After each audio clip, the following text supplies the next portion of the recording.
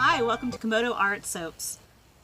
I just made up that name. I'm hoping that it sticks. I'm new to this whole soaping thing, including using a name. But it's a gorgeous day today, and I've run out of lye solution. And since making a lot of lye will be causing a lot of fumes, I thought, what better place to do it than in the great outdoors and feel easy about what I'm breathing. So let me show you the setup that I've got going on today. Okay, it took me 3 hours probably to set up for this. Not just this setup, but also doing all the calculations for the new batches of soap I'm going to be doing. I feel rather excited about the fact that I actually need a binder now for soaping. So I stole this from my daughter, and I have set my batches out. I've labeled what I'm going to be making with them. I've drawn a little sketch next to them. And then down here, I wrote down the water and the lye content. And the reason for that is because when you're measuring your lye, it's important that you don't make any mistakes. And with all the numbers and information that you have up here in the recipe, it can be easy to get confused, especially when you have the water and the lye given in 3 different measurements: pounds, ounces, and grams. So I like to do my measurements in ounces currently. So I make sure that I write down the ounces, and that way I have a quick place to look. Now, to be especially careful not to mix up what I'm measuring and why, I've also labeled each bucket to correspond with the recipe and the exact amount of water and lye and the measurement units that I'm using, just so I don't get confused when I'm in the process of measuring. I have my lye, I have my distilled water, and I'm going to try using aloe vera this time, especially because I'm about to run out of distilled water. I am also going to try using a little bit of salt and sugar in one of the soap recipes. I've heard that the salt can increase hardness in the bar and that sugar can help with the lather, the bubbles. So I figured I would experiment with that today. I have my personal protective equipment, my gloves, my mask, and my goggles. I have a container that I know is big enough to measure my lye. I've had problems with that in the past, getting containers that were too small. I have a spoon to get the lye out of the bottle. I prefer that now to pouring. I find when I pour the lye into the container, it tends to poof up a big cloud, whereas when I use a spoon, I can control it easier. I have a separate stirring utensil for the lye now. I've decided not to use the same spatulas I use for mixing my soap because I don't want any of that residue from the soap or the oils getting into the lye solution. And of course, my handy dandy thermometer, because if you've been watching my videos, you know I'm a tad bit obsessed with the temperature change. I'm all suited up. Let's go. All right, the other nice thing about having the label for your lye and water on your container is that I don't need to keep my recipe book out, which means I don't have to worry about any lye powder getting on my recipe book. So we're going to go ahead and tare the weight of our container, set it to 0. We're going to add the required amount of water. I'm using aloe vera juice, but you can replace it for a part of the water or all of the water. So we need 13.58 ounces. All right, next we need our lye. So tare the weight. It's always best to measure your lye and your water separately so that in case you add too much, you can go ahead and remove it. And we need 7.31 ounces of lye. This spoon is great. It fits right in the bottle. You notice I don't have to worry about it clouding up because I can set the lye right down in the bottom of the container. There we go. And I need to keep the lid on my lye because it is very humid here, and lye does absorb water. All right, so now that we have them measured, I am going to dissolve a teaspoon of sugar and a teaspoon of salt into the aloe vera juice before I add the lye. I believe I can add more than this, but I'm just starting out with a minimal amount. And they say that the crystals of the salt and the water need to be fully dissolved So if I can't dissolve them just by stirring, then I will microwave this a little bit and heat it up to get the crystals all dissolved. Alright, I've dissolved all of the salt and sugar crystals. So now we are going to add the lye. I'm just going to kind of shield that in case any of it puffs up.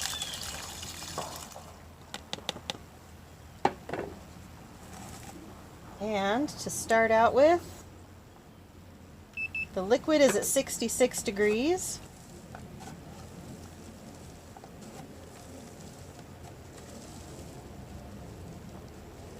And you can see all of those lye crystals down at the bottom, all that whiteness down there, those are all the lye crystals.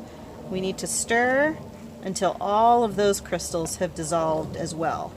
We want a complete solution where there's no sediment, no crystals, no solid matter floating around. So let's check in this small amount of time. The temperature is now at 195. And the temperature should get a little hot, a little hotter in this one because it has the sugar in it. Sugar seems to increase the heat in soaping. Not only in the lye solution, but also once I add the lye to the oils and make the actual soap, it increases the temperature in the soap. So I will need to be careful and watch. This might be the batch where I get a partial gel. And you can feel the heat. I mean, it's amazing how hot it gets. That's why you have to be careful what kind of plastic you use in your containers. You want the triangle on the bottom to say number 5.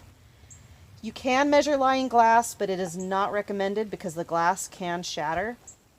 You can also measure in a stainless steel container, but make sure that it is stainless steel and not aluminum. All right, I'm pushing down from the bottom. There's nothing there but the spatula.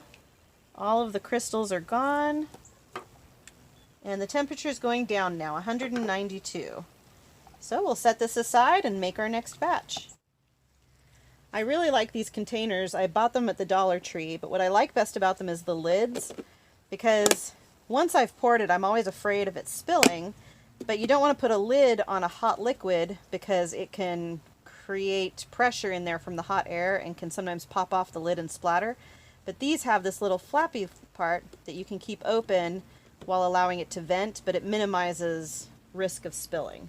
So I'm just going to keep that lightly vented and go on to the next one. I was in the middle of measuring this and I ran out. So I ran to the store and luckily I found out that Lowe's Hardware does carry 100% lye. So the lye I've been using from Brambleberry is crystals, and this lye, oh, I've heard about these. These are the little beads that I hear stick to everything because they've got static in them. So I'm going to use a dryer sheet. I'm going to go grab a dryer sheet and use that in case I start getting static cling on anything. I have finished all of my batches of lye solution, and I just want to talk about a few interesting things here. Let's see if I can get my camera to go all the way over there. So one thing I found very interesting is that this aloe juice is not very dark. It's just like a brownish water look to it. But when I mixed up my lye solution, it went from this color to this color. And I know this is kind of a milky container, but trust me, I mean, this totally morphed into a rather unappetizing color, let's just say. And so I was curious as to whether it was the aloe juice or whether it was the sugar. Now, aloe vera juice may very well have some sugars in it. I don't know. So I decided to do a little test. Here is my regular distilled water and lye solution, nothing else added to it. And I was making the same kind here, and I decided to add a teaspoon of sugar. And look how it darkened the water. So my guess is that the heat from the lye maybe caramelizes the sugar. I'm not sure. You guys will have to let me know in the comments below if you know why sugar creates a brownish color in lye solution. Well, I have to say I've really loved labeling the containers. This took out so much guesswork. I didn't have to look back and forth to a recipe to figure out what I was supposed to be doing. I was much less likely to make mistakes. I often confuse grams and ounces, and seeing that ounce in big lettering just reminded me where to set my scale. So I really liked doing this. I have to say the beaded lye I don't like. It absorbed water a lot faster, and I live in a humid area, so making lye solution outside, it was constantly sticking to the sides of the container. As you can see, there's beads stuck all over. I haven't experienced that with the flake lye, so I'm glad that I found out I can buy this at Lowe's. That's nice for when I'm in a pinch like I was tonight, but I'm definitely going to purchase it online. Also, this was very expensive. It was $16 a pound, or $16 for 2 pounds. And I don't remember the price from Brambleberry, but I'm pretty sure you can get 2 pounds even from Amazon for $10. And I think this one was $8. Now I've got all my lye batches made. I am going to start making more soap. So that's the best thing about tonight, was getting ready to make a bunch of soap ideas that I've been wanting to try. Well, if you can tell, it's much darker. The sun is setting, and it's time for me to clean up my big mess and get back to soaping.